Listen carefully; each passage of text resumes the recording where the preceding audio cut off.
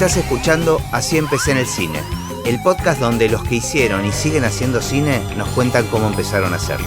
Hoy nos visita Mariano Biasín.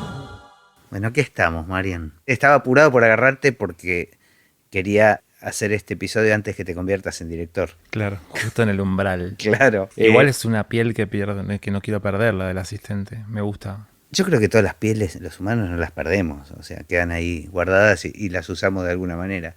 Pero bueno, me parecía que estaba bueno tener... porque me pasa lo mismo que me pasó un poco con Momo. No hay muchos canales donde uno pueda escuchar las voces de un asistente de dirección o de un continuista. Y me parece que es un lugar donde de mucha responsabilidad, de mucha observación. Sí, muy estratégico, ¿no? Muy estratégico y privilegiado casi, digamos. Sí. En algún punto hasta supera al director, de alguna manera. Sí, pues hay una visión mucho más panorámica de un montón de otras cosas que el director no tiene acceso. Claro. Si las cosas salen bien, no tiene acceso. Totalmente. Bueno, vos le filtrás, o sea, funcionás como un filtro también. Sí. En muchas cosas. Como una válvula. Sí. Ahora, antes que entremos por el caminito normal, tu idea es empezar ahora, vas a dirigir tu primer película, y es no volver a ese lugar, digamos, más allá de no perder la piel, es a partir de ahora quiero ser director. No me pasa eso ni a ganchos. Ajá. Es más el gusto que te querés dar de dirigir una peli. Para mí lo de dirigir está muy, muy tatuado en el alma desde principios de mi ser. O sea, apunté siempre a eso. Y la asistencia y dirección fue algo que apareció en el camino, como un trayecto hacia. Pero le descubrí sabores que no quiero perder. O sea, hay mucho aprendizaje, mucha experiencia. Y es un lugar, como decís vos, privilegiado para alguien que disfruta un set y le gusta la hechura de la película. Por eso no lo descarto para nada. No es Claro. que ahora ya está. No vuelvo a ser asistente. No. Bueno, hagamos el caminito clásico. Bien. Y la primera pregunta, sé que escuchaste algunos episodios, es si tenés registro o tenés recuerdo en qué momento registraste el cine o apareció en tu vida. Sí, lo estuve pensando porque sabía que era una pregunta que le ibas a hacer. Y para mí siempre fue muy claro el momento. Fue cuando era muy chico, tenía 9 años. Y fue mi comunión, que mi familia era un momento así especial, no solo porque en mi familia la comunión era algo especial, sino porque también se unió la familia, abuelos, tíos, primos, que estaban un poco en ese momento separada. Y creo que fue, no sé por qué, pero mi comunión fue el día en que todos se volvieron a reencontrar, se amigaron. Y mi papá, o mi mamá, no sé quién fue, tuvo la idea de traer gente que filmara, como 2 personas que vinieron con unas M9000, queríamos hacer como un registro de ese día. Y gran parte de eso fue un juego para los primos porque teníamos cámaras de filmación y jugábamos a hacer entrevistas y a cosas de efectos de cámara rápida. O sea, los tipos que vinieron se copaban para hacer eso. Pero las 2 semanas cuando nos entregan el VHS de la comunión, vi imágenes de mi niñez así, porque ellos hicieron como un clip con la música de Vangelis y claro, el clásico de evento. Exacto, y vi como mi vida con esa música, qué sé yo, y teniendo 9 años me puse a llorar desconsoladamente. Mis viejos decían, ¿qué le pasó? Y yo me recuerdo muy claro que no era pena, era como una emoción increíble de lo que se podía hacer. Podía hacer, claro, de cómo se podía registrar algo y que esté tan bueno. Así que ahí me quedó como un gancho y que me quedó como un romance con lo audiovisual.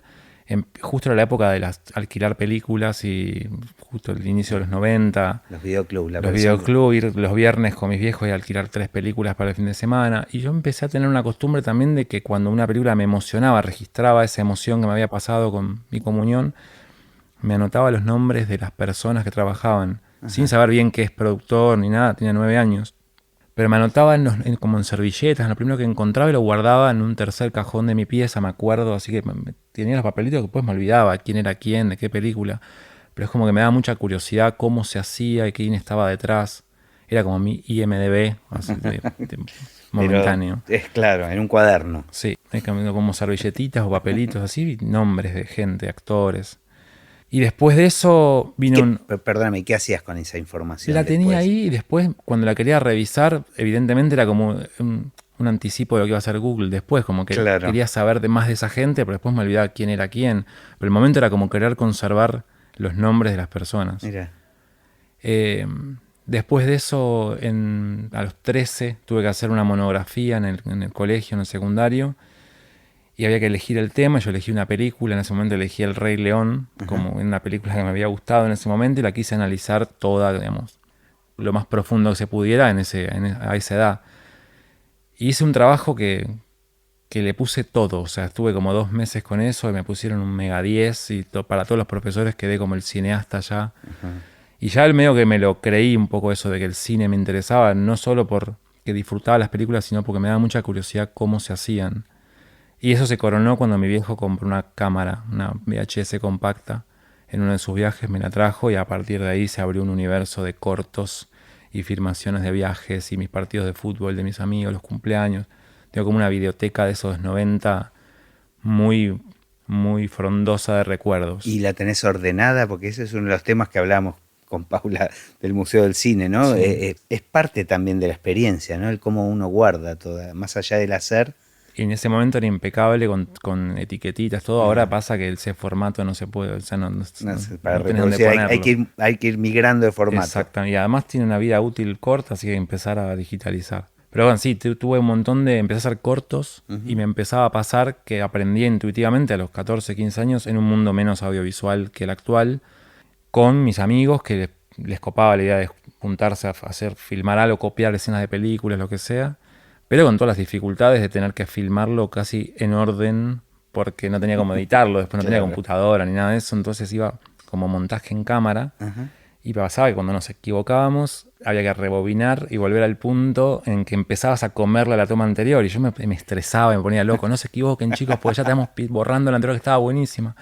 Bueno, y en ese ejercicio fui aprendiendo, Claro, buenísimo, entrenando. Sí. una exigencia alta de montaje.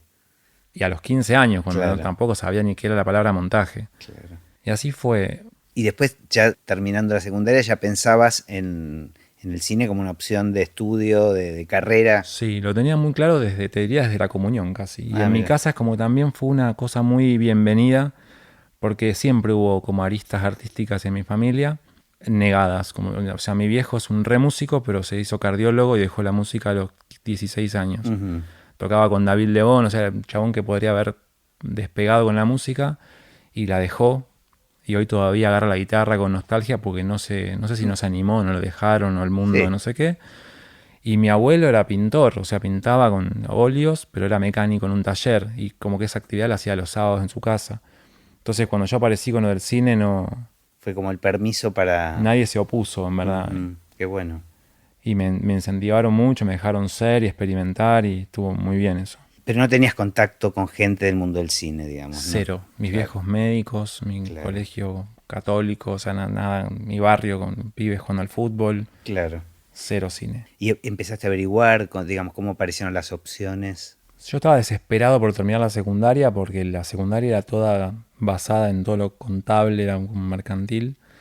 Y yo ya desde los 13 no me quería ir porque estaban mis amigos ahí, pero quería que se termine. Claro. Estaba deseoso de que termine. Y ya desde cuarto año empecé a investigar dónde estudiar y las opciones de siempre. De hecho, algunos las han comentado acá. En ese momento era o ir al ENERC, que yo cuando el día que fui al ENERC a los 17 vi el temario del examen de entrada y Te me asustaste. asusté. Yo no sabía ni quién era Hitchcock, no sabía nada de nada. Y después estaba la opción de la FUC, que en ese momento era la opción que yo estaba pensando más seriamente, porque si no la UBA implicaba el CBC, eran más años y yo estaba más con muchas ganas de hacer más que formarme teóricamente. Quizás fue un error, pero no. Ahora, con el diario del lunes estoy contento del camino que hice. Y entonces empecé por descarte a pensar en la FUC, pero también me resultaba cara y yo tenía claro que quería dedicarle el año a estudiar, no trabajar al mismo tiempo. Entonces iba a implicar que mis viejos paguen. Bueno, todas unas dudas ahí.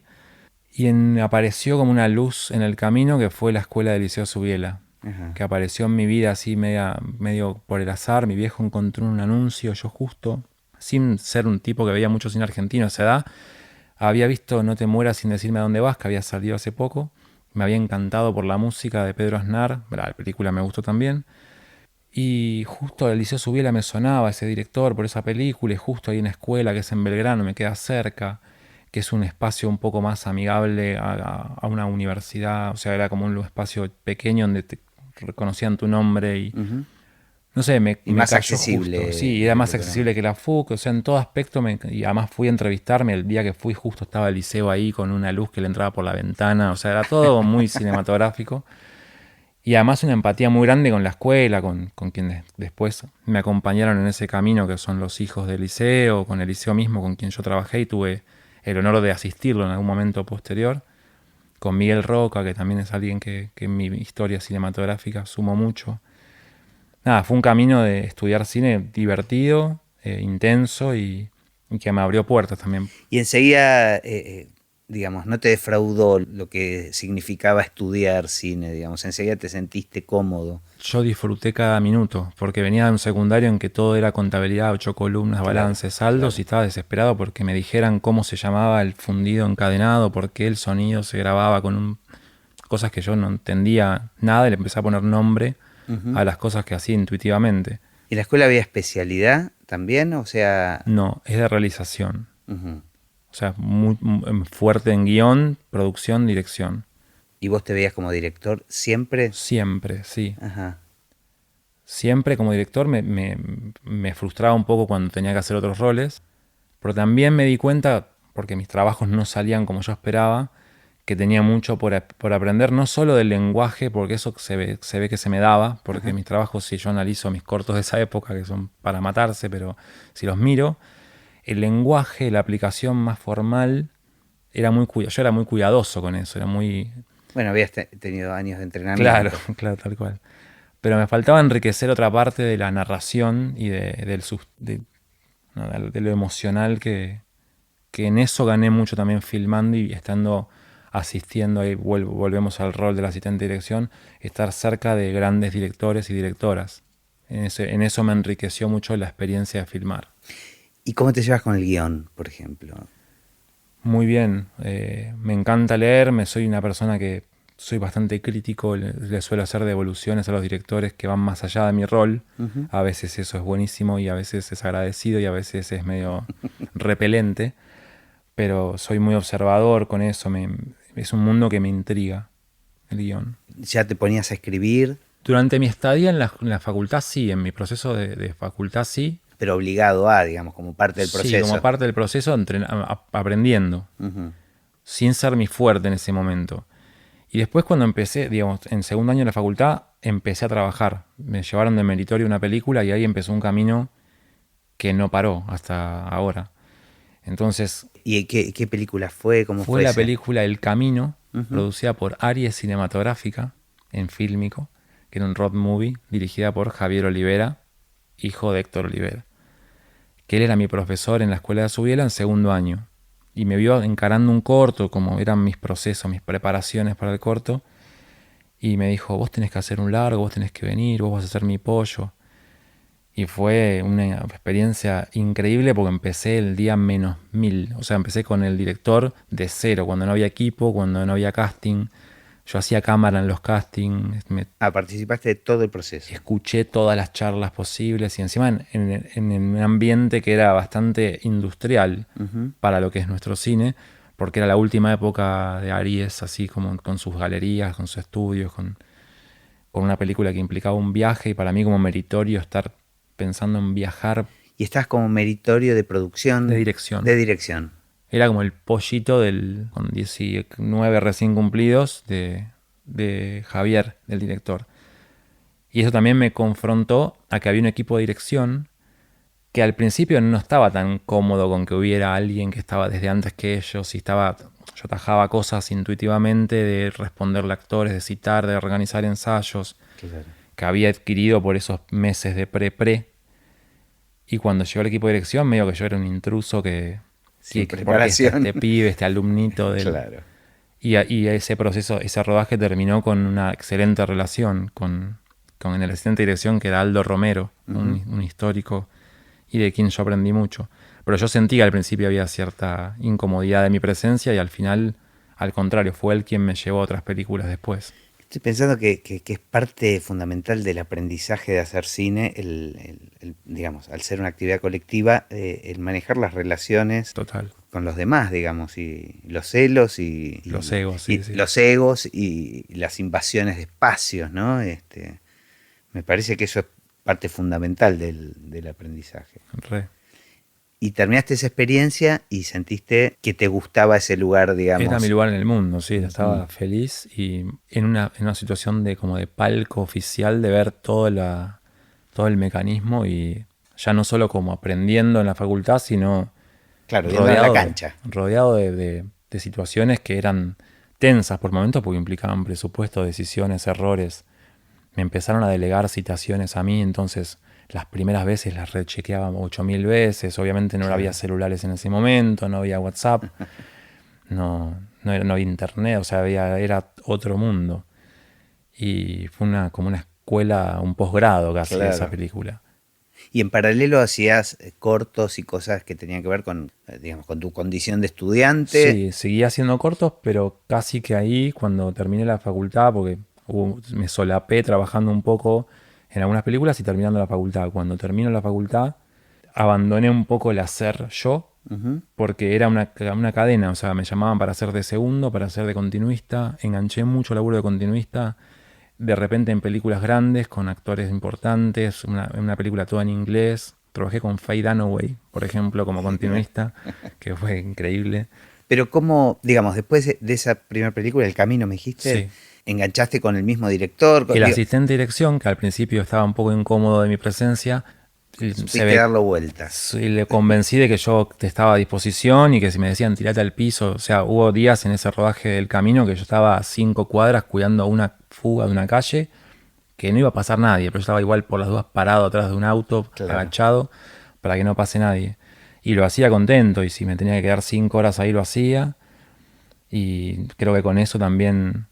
Eso te hizo ganarte tu lugar. Y cada vez que me daba una tarea un poquito mayor, como hacer las planillas de reporte de toma o ir a, no sé, a citar a un actor, por ejemplo, se ve que lo hacía con entusiasmo y empezaron a confiar en que lo podía hacer bien y cada vez me daban más. Terminé haciendo la pizarra. ¿Y observabas, digamos, en estas primeras películas el lugar del asistente de dirección? Sí. Y, digamos, ¿de qué manera lo mirabas? O del continuista, digamos, esos roles que después tanto desarrollaste. Me parecía casi imposible de aplicar. Era como me sentía más cerca, salvando las distancias y con toda la humildad del mundo, pero del director que estaba tomando decisiones de un mundo en que yo me estaba formando, a que la del asistente de dirección, que es un pulpo que tiene brazos que llegan a lugares que yo no tenía idea que existían y que opera con fuerzas muy complejas. Porque por un lado está la parte más del hacer audiovisual, que hay que saber mucho de eso para no meter la pata,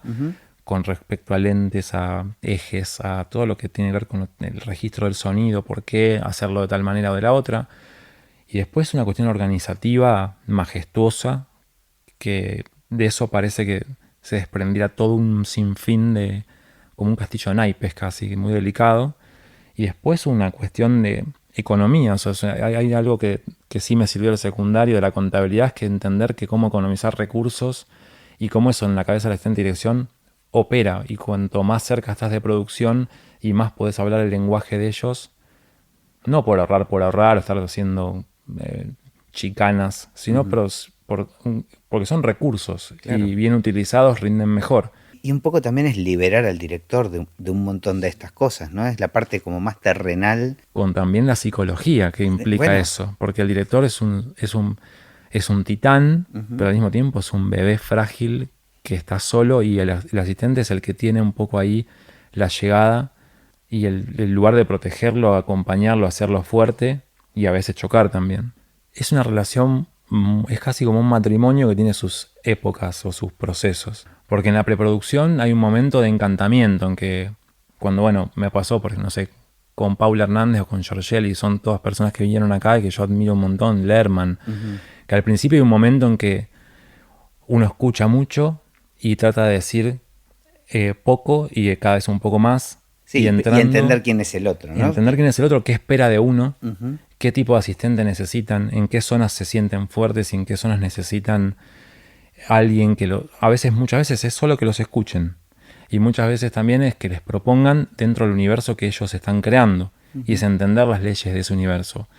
Y para mí, si hay algo que quizás me siento fuerte en este rol, porque este rol tiene un montón de facetas, pero en la que trato de nutrirme cada vez más, es poder tener la capacidad de entender ese universo que plantea el otro, esas reglas, y poder proponer y poder hasta pelearme y convencerlo o retrucarle cosas dentro de esa, no desde mi gusto, desde mi visión, sino desde el universo que ellos construyen.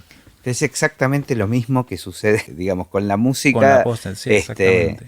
Y continúame un poco el caminito, digamos, si tenés que... Porque ¿cuántas películas hiciste? Contando todas las meritorios y todos, serán 36, creo, 37 por ahí. Un montón. Y yo también tomé una decisión en algún momento en que amo tanto, me conecto tanto todo el tiempo con esa emoción que sentí a los 9 años cuando me dio ganas de llorar lo que vi, Ajá. que no me brindo fácil a cualquier cosa. Entonces yo tomé una decisión que es no hacer publicidad, por ejemplo, que en momentos me surgieron las oportunidades y no estoy en contra de quien la haga y me parece fabuloso y hasta admiro que lo puedan hacer, pero yo necesito estar convocado por la semilla del proyecto que tenga que ver con otra cosa que... Bueno, es que entraste, digamos, lo contás muy claramente desde la emoción y tal Sí. vez digamos, es lo que le Sí. falta a la publicidad. Exacto. Tal vez, si bien hay campañas que apelan un poco a eso, en definitiva todos sabemos que se está tratando de vender un producto, Claro. y no contar una historia necesariamente que Tal tenga cual. que ver honestamente con las emociones. Y obviamente no vamos a pasar por las 36, 37 No. películas, pero si tenés que hacer un recorrido así, ¿qué se te va pareciendo, digamos? Y es difícil porque cada una yo aprendo todo el tiempo de muchas, pero para conectarme con casos que pasaron por acá, yo estuve en Caídos del Mapa, que fue una película hermosísima de hacer, que bueno, trabajamos juntos en esa porque vos estuviste, y además era una serie en paralelo, para mi rol en particular era muy complejo coordinar dos cosas a la vez, porque éramos los mismos seres haciendo dos cosas a la vez con sus Claro. propias reglas, sus propios equipamientos, otras cabezas de área en paralelo, con los mismos actores yendo de un lado para el otro. Eso fue hermoso, fue un desafío, fue un crecimiento. Bueno, asistir a su biela también fue algo muy emocionante.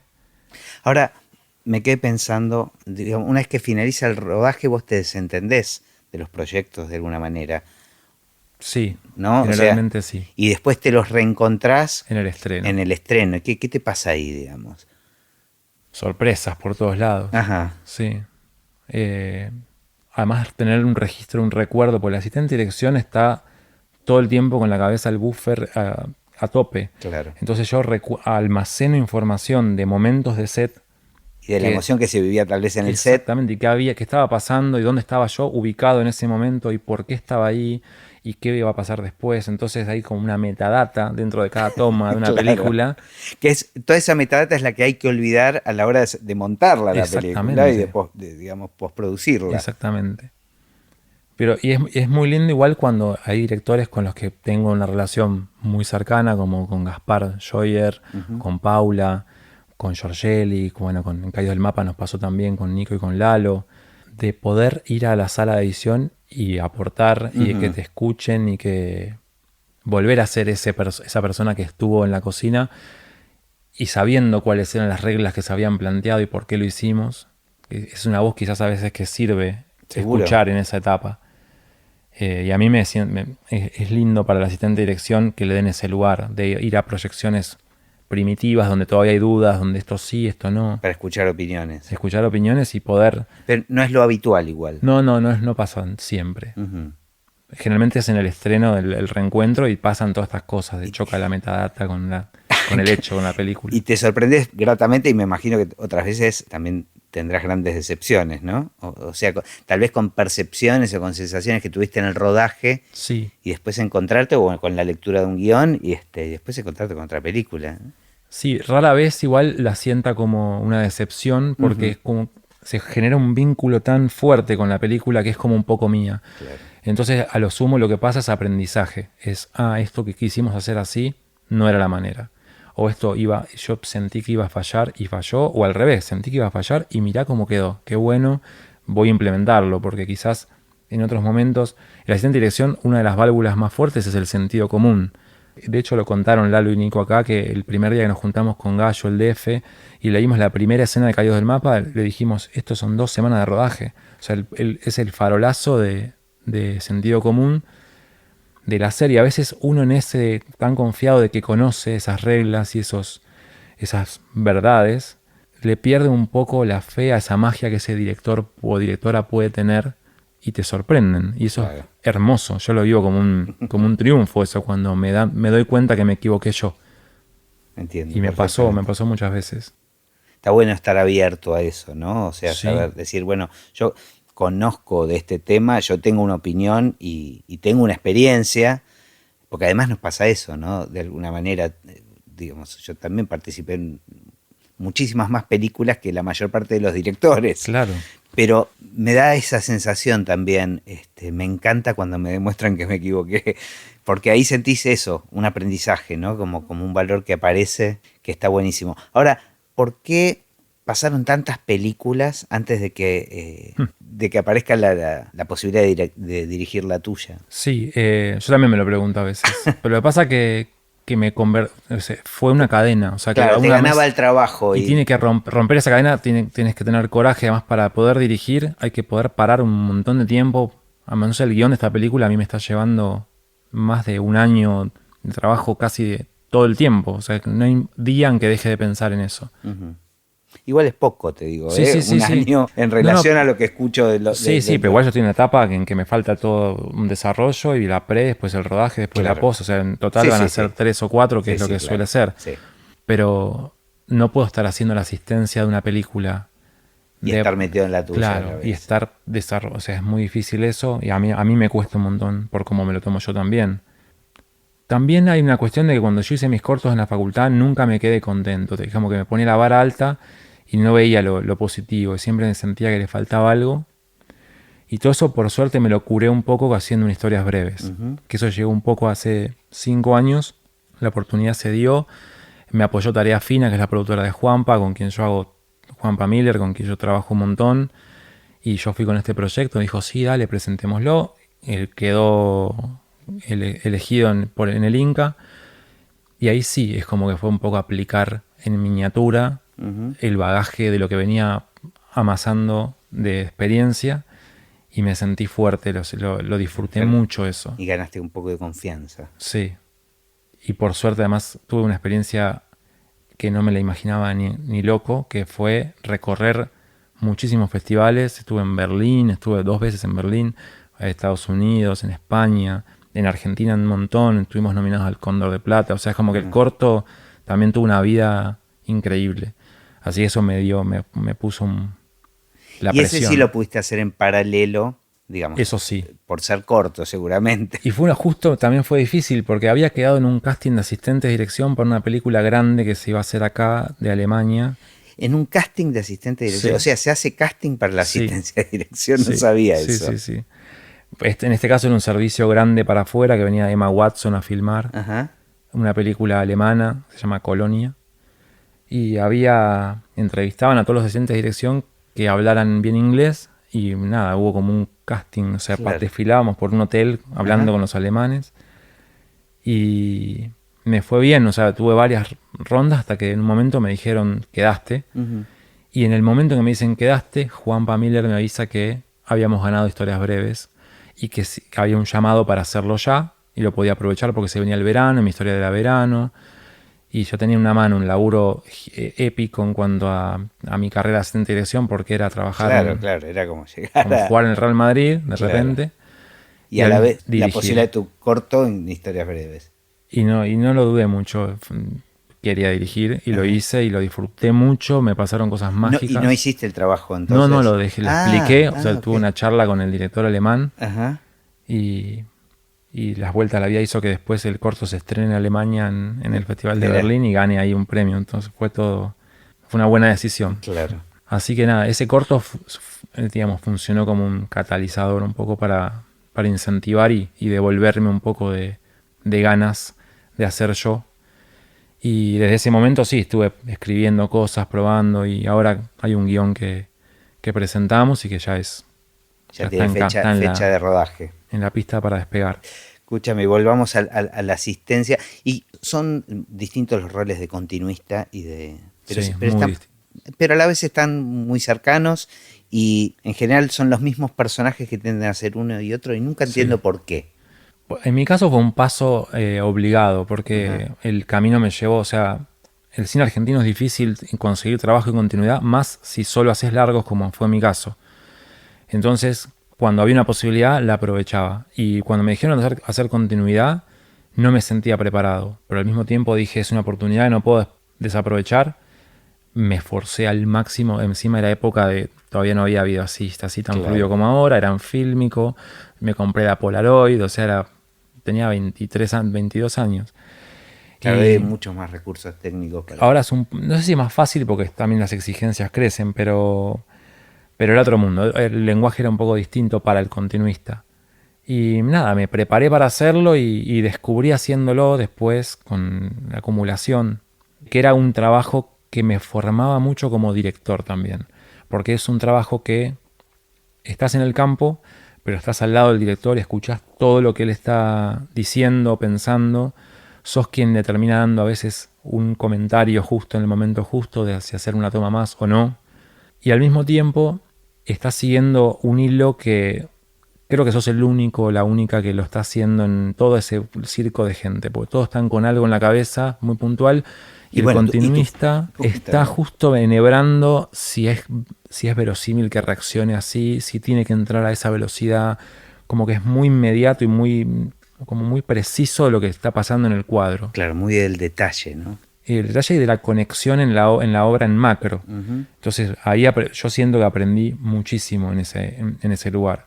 Y también me dieron mucho lugar los que fueron directores o directoras en esos casos. Porque hay continuistas que también se limitan al trabajo técnico, ¿no? Tenía el buzo azul arremangado a 3/4 y el pelo atado. Y el vaso estaba... Y que exacto. Y cuando escuchan que hay alguien que está diciendo, no, pero ¿no te parece que por lo que pasó hace 4 semanas que filmamos la escena anterior, en que pasó tal cosa, ¿no estaría bueno que haya un registro de eso? Y cuando los directores escuchan que alguien salta con eso, al menos lo piensan y lo agradecen. Uh-huh. Tengo recuerdos así con Paula Hernández, que en la película Un Amor, que yo no la conocía, llegué un poco a último momento de la pre como continuista. Y nada, como que era todo un equipo de gente que se conocía entre ellos, en el equipo de dirección con ella, habían trabajado, se llevaban 1000 puntos y yo era el extraño que venía a hacer un trabajo más solitario. Y cuando termina la primera semana de rodaje, Paula se acerca y me dice, Marian, seguí haciendo lo que estás haciendo. Decime todo lo que se te ocurra, pues está buenísimo. Claro. Y ya para mí fue hermoso ese lugar que me dio ella. Aparte evitás sorpresas después en el montaje, ¿no? El descubrir la falta de esos registros, te enterás cuando ya es demasiado tarde. Sí, está bueno que haya alguien que esté pensando en eso. Que lo tengas así como que lo lleve atado. Y en esta recorrida, ¿cuáles son los hitos que sentís que más aprendiste vos, digamos, que más te marcaron? Muchos, o sea, te mencioné los casos que estuvieron acá, pero también fui el asistente de dirección de las películas de Rafecas, de todas. Uh-huh. Que es un ser al que yo quiero mucho, quise mucho porque lamentablemente lo perdimos, pero para mí fue también un máster de cine acelerado, porque él, evidentemente yo le complementaba una zona en que él era más destartalado, pero al mismo tiempo yo siento que era muy funcional para él, le ayudaba mi manera y mi seriedad y mi responsabilidad y mi cordura y mi sentido común para alguien que tenía cierto desenfreno o gran desenfreno, pero al mismo tiempo yo aprendí mucho de él, porque es un tipo que lograba cosas realmente insólitas, que podríamos hacer un podcast un día sobre eso, porque te juro que es... Pero por ejemplo... Nada, traer a Armand Assante, que era, yo digo, fanático de las películas de acción de los 90, que es un actor que trabajaba con Stallone en películas y que yo lo veía cuando tenía 9 años y me anotaba su nombre en una servilleta. Lo trajo para hacer de Toba y le enseñó a hablar por fonética a Armand Assante haciendo de un cacique Toba. Y los mezcló con Tobas reales. Y bueno, pero hay muchas. O sea, locuras que... Locuras convenció a Pablo Lescano. Que Pablo, o sea, es un ser que tiene una vida ya resuelta con la música. Es hiper talentoso y tiene una vida hiper completa por su actividad musical. Y él quería convocarlo para que haga la música de Cruzadas. Y no lo convencía y lo citaba y el tipo no venía, no quería saber nada. No, ya te dije, no me interesa. Además es muy frontal, Pablo. Claro. No me interesa, no, el cine, no. Y un día lo citó y le dio unos diamantes que le había materializado Sai Baba a Pablo Lescano. Y Pablo Escano me miró a mí, pues yo estaba en esas reuniones, me miró y me dijo, bueno, este pibe me convenció y le voy a hacer la música. Y terminó haciendo la música, cagándose de risa con él y estando en las fiestas después de todo tipo de fiestas. Claro. Lo vi a Rafecas, porque además Rafecas actuaba en sus películas.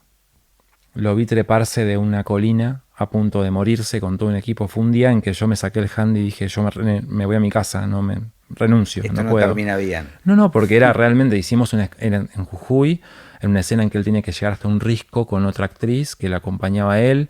Habíamos hecho un scouting en el cual Yacarino, el DF, para llegar a ese punto se había caído. Y ese punto estaba, como decirte, a 10 metros, ponele, de la planicie donde estábamos. Entonces nos encargamos de que ese camino de esos 10 metros hacia ese punto sea transitable, ya que en el scouting había pasado eso con Yacarino. Claro. Entonces queríamos estar seguros de que tenga el camino claro, el calzado adecuado, que él sepa por dónde ir, que lo tengamos testeado por el utilero, bla. Acción, y Diego, que lo conocíamos todos, no quiso ir a ese punto que estaba a 10 metros y que ya estaba chequeado. Quiso uno que estaba a 700 metros. O sea, escalar y escalar y escalar un plano secuencia que duró 25 minutos de él subiendo por una ladera con la alpargata haciendo así, piedritas cayendo a un infinito y todo un equipo filmando en 4K la muerte, iba a ser su muerte. Claro. Y la verdad todos le gritábamos, ya Eduardo Pinto que estaba haciendo cámara, es como que dejamos de registrarlo porque estábamos realmente violentados por la situación. No le pasó nada, bajó, se cagó de risa, la toma quedó buena. Se usó el material. Sí, se usó, claro que sí. Me abrazó, me agradeció de que lo cuidaba. Me dice, vos sos mi ángel guardián, me cuidás siempre.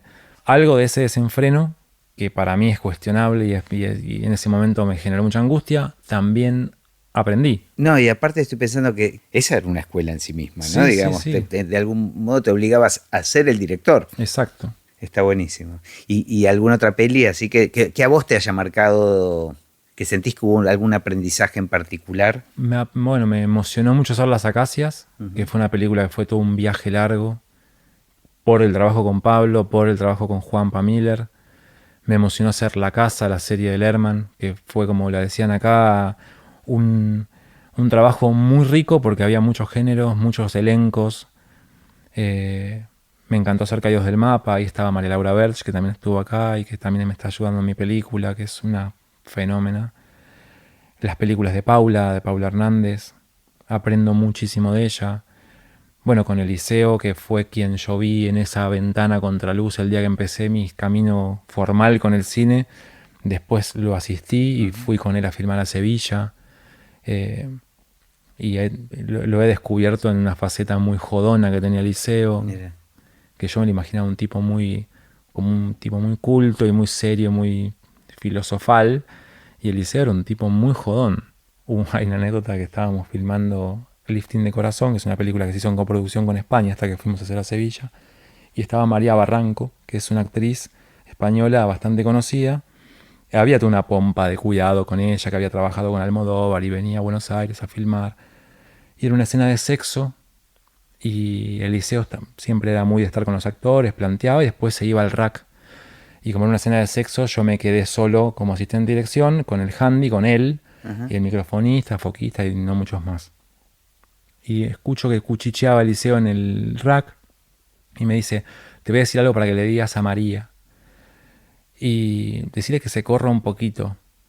Entonces, yo inocentemente, sin saber lo que significa correrse para los españoles, digo, María, dice Eliseo que te corras, por favor. Bueno, y ahí las risas. Por suerte se rió María Barranco, se rieron todos. Fue a propósito, digamos. Claro. Y él lo disfrutaba mucho poner en esos lugares. Además tenía una relación casi familiar, porque él me vio al entrar a los 17 años. Claro, en la escuela. Y a él fue quien yo le dije, estudio cine porque hice una monografía del Rey León. Y Subiela se me cagaba de risa, me dijo, bueno, pibe, dale. Y nada, después acompañarlo en esas experiencias, viajar a España, para mí por primera vez ir a Europa con mi trabajo y estar trabajando allá, dirigiendo extras y con un megáfono en una terminal del AVE, del tren, con un montón de gente. Fueron como saltos cuánticos que me dieron mucha confianza. Ahora, y en esta etapa que estás preparando tu peli, que este año la vas a llevar adelante, no estás trabajando en otras pelis. No. O sea, estás abocado 100% a tu película. Hicimos el pacto con Juanpa, que es el productor, de que la de Paula era la última, hicimos Las Siamesas, que Ajá. terminamos en noviembre, y a partir de ahí estoy metido con el casting, entrenamiento, porque hay mucha música en la película, componiendo eso. Scout, va, así como una pre-larga. ¿Y estás haciendo un casting para asistente de dirección? No, no, es lindo eso, es un lindo lugar, lo va a ocupar Renata, que es alguien con quien trabajé mucho, Ajá. y que somos muy distintos trabajando, por eso me parece una sabia decisión, porque Renata me ha complementado mucho a mí como asistente, porque Renata es como muy para adelante, muy habladora, muy... ¿En qué situaciones trabajaste con ella? Bueno, en la película está Gigante de Rafael Casley primera, que es en Pero, la que pero estaba ¿cuáles eran los roles? yo digamos? asistente y ella primera ayudante. Ajá. Y después en una coproducción con Brasil y después... No me acuerdo, bueno, con los nombres soy medio de las películas, me olvido, pero hice como 4 o 5 pelis con ella y nos complementamos mucho. Ella es como la asistente de dirección más que habla, que grita, que se hace ver, que empatiza mucho con todo el mundo todo el tiempo hablando y estando atenta a todo. Y yo soy un tipo más silencioso. Entonces su presencia en las películas grandes me complementaba muy bien, nos hacíamos fuertes porque yo ponía la calma y ella ponía el fuego. Y en esta experiencia, nada, Sentí que va a ser ella. un buen complemento. Es un buen No, porque equipo. digo, es interesante la mirada de ese rol que vos conocés también, pero visto ahora desde el lugar del director, que también es un lugar que observaste Sí, claro. muy de cerca, ¿no? Entonces, estar en ese lugar te obliga a tener como, Me va a costar. seguramente. Me va a costar mucho. Pero bueno, es un lindo, No, no, un claro. lindo ejercicio y está bueno que sea alguien que quiero y que respeto mucho Ujú. para no... Nada, porque sea más disfrutable Y esa está trabajando experiencia. desde ahora con vos. Está al tanto desde ahora, pero se Claro, va a sumar claro. cuando Más falte cerca un del mes, rodaje. no sé, 2 meses. ¿Y tu idea es después volver entonces a la asistencia? Es que tengo también un vínculo empezado con muchos directores a los que me encantaría volver a asistir. Claro.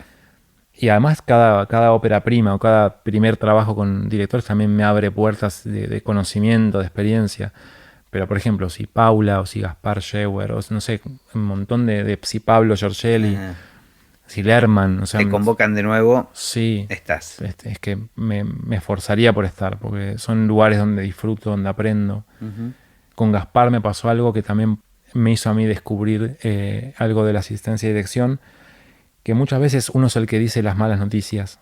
Y eso a veces vicia un poco ese romance que se forma en la pre con el director. O sea, sos el que comunica la mala noticia al director. Al director, claro, Ujú. exactamente. Porque uno al principio forma una dupla con la directora o el director en que compartimos, empatizamos, vemos referencias, entendemos lo que estamos diciendo, yo aporto y ese aporte entra en un lugar esperado, entonces eso se valida todo el tiempo. Claro, todo es expectativa además. Todo es expectativa y todo es entender y todo es apoyar y todo es vamos para adelante. Pero en algún momento, en el hacer sobre todo, empiezan a aparecer las dificultades. Las dificultades y la realidad, los límites de la realidad, que todo lo que uno planeó no sale así, o los cambios que los directores muchas veces lo hacen, y espero comprobarlo en carne propia ahora y no y justificar a otros con los que me he enojado, es que cambian el parecer. Si vinimos a un scouting y pensamos durante 3 horas algo, después el día de rodaje empieza todo de nuevo, el lugar del asistente de dirección se resiente porque tiene que lidiar con un montón de gente que pensó cosas y con horarios que se pusieron por alguna razón y se dé vuelta todo y los actores se Y empiezan filtrar a enojar. eso hacia el director, digamos. Exactamente, que eso no le llegue, pero al mismo tiempo se condiciona algo de ese trabajo del director porque si él fuera por el camino planificado tendría todo resuelto en tiempo y forma, pero si cambiamos, hay que saber que si cambiamos, bueno, hay que reacomodar las fichas y eso toma un tiempo. Por empezar hay que mover el camión que está en la fuga. Sí, sí. O hay que decirle a Franchella que vino a las 8 de la mañana que va a filmar a las 11 y Franchella se va a enojar. Entonces todas esas cosas se convierten en pequeñas malas noticias que uno empieza a darle a los directores o las directoras y empiezan a resentir un poco ese vínculo. Uno empieza a notar, me empecé muchas veces, lo tengo súper calado, cuando te empiezan a evitar. Cuando en medio de un rodaje Decís, hacen que camarilla, no se me acerque claro, porque trae malas. se les ocurre algo y se lo cuentan al DF o al director de arte, directora de arte, y empiezan a hacer pequeños pactos para diseñar cosas en las cuales prefieren que el asistente de dirección no escuche para que no los rete. Entonces, en parte es sano eso, y está bien, porque hasta Ajá. en los matrimonios pasa un poco esas Son como fricciones. los secretos familiares, digamos. Exacto.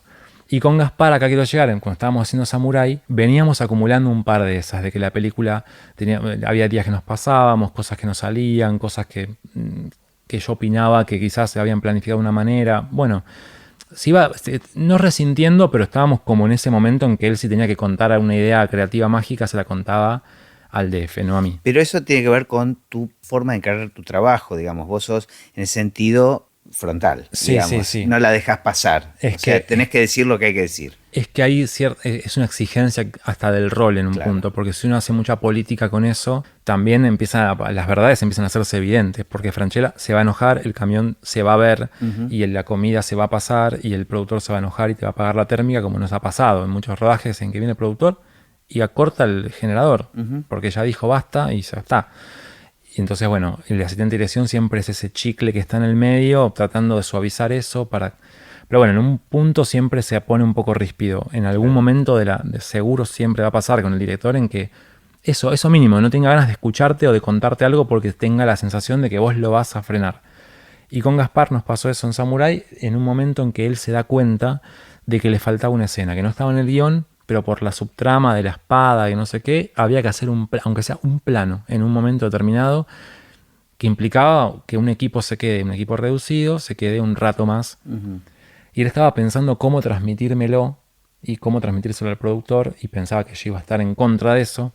Y cuando él nos sentamos y me lo contó, yo dije, Caspi, es excelente lo que estás diciendo, porque eso justifica que después él haga esto. Y cuando yo le vi la carita a No él... se esperaba que le cuando- él quería que lo retes. O sea, Claro. no es que quería, estaba Dijo, esperando no que lo estoy retes. solo en la narración, de repente Claro. hay alguien que entendió por qué y se da cuenta Claro. que es importante y me banca. Entonces, para mí es así. Claro. Y cada vez que discutimos algo, en un punto nunca es para ver quién tiene razón o para ver quién hace mejor o queda mejor parado en su En trabajo. definitiva es a favor de la peli. Es para la siempre. película. Claro. Es para la película. Entonces, esa era una jugada que había que hacerla.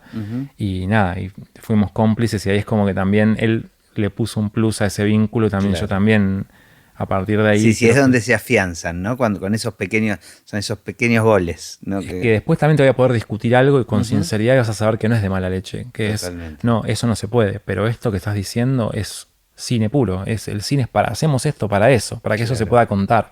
Y Gaspi se puso una cara, no me la olvido nunca más. Nada, me parece re interesante. Tal vez hacemos un experimento y volvemos a tener una charla después de que hayas tenido un asistente a tu cargo Estaría bueno. y hayas sido director, ¿no?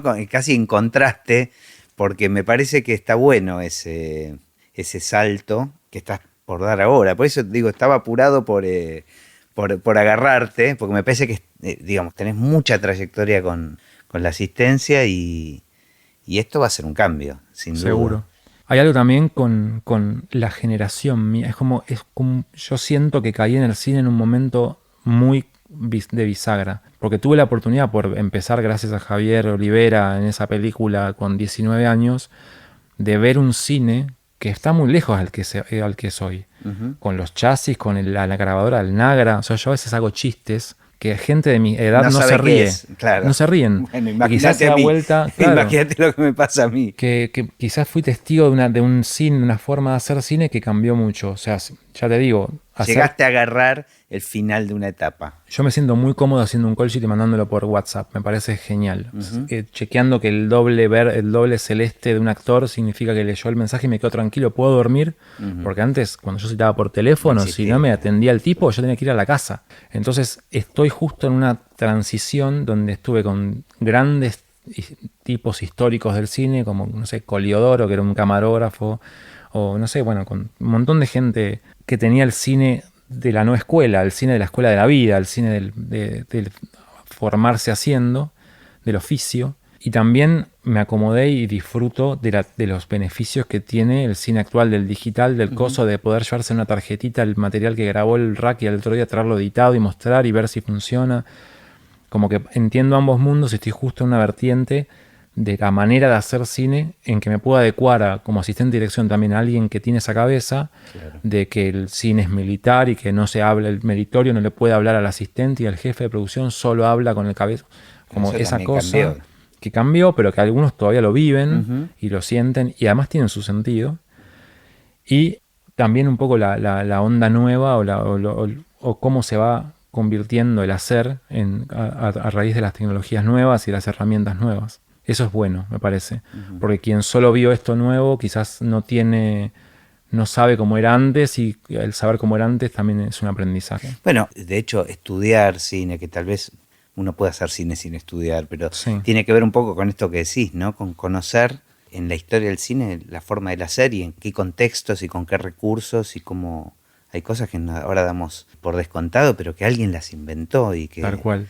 y está bueno entender ese entorno. Entonces, y más si uno lo pudo vivir de alguna manera.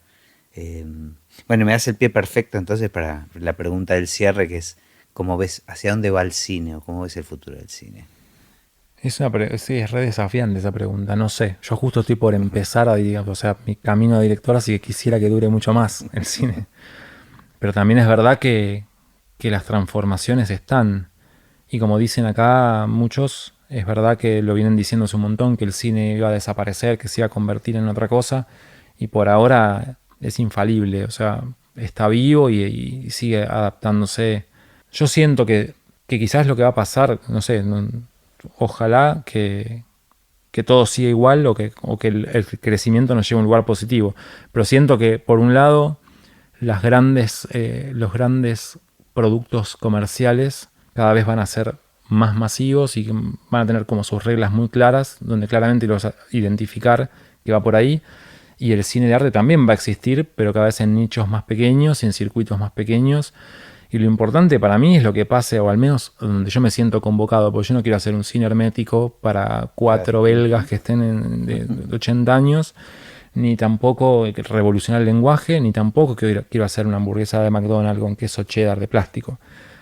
Está en alguna tonalidad intermedia de poder narrar con un lenguaje que esté de acuerdo con los cambios, con todas las revoluciones sociales que las hay todo el tiempo, y al mismo tiempo que tenga cierta originalidad, pero también responda a cierta manera de narrar que el espectador pueda disfrutar, o sea, incluirlo. Porque si es un cine para pocos o para un sector muy hermético, creo que ahí el cine como lenguaje pierde esa cosa de la sala con la gente riéndose. A mí en mi corto me pasó esa alegría de ver gente que habla otros idiomas riéndose de chistes nuestros, que se filmaron acá en Zárate con pibes haciendo cosas universales en un punto, y eso del cine me parece que es valioso que siga, y tengo fe que sí, que va a seguir. Bueno, genial, gracias. Y podemos hacer este experimento, ¿no? Pero bueno, tu peli va a estar lista recién para el año que viene. Falta mucho. Bueno, gracias. Gracias a vos.